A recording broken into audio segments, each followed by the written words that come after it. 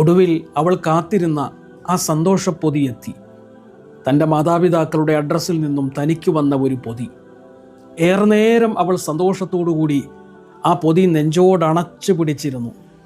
അതിനകത്തെന്താവും എന്ന് ജിജ്ഞാസയോടെ അവളത് മെല്ലെ തുറന്നു നോക്കി.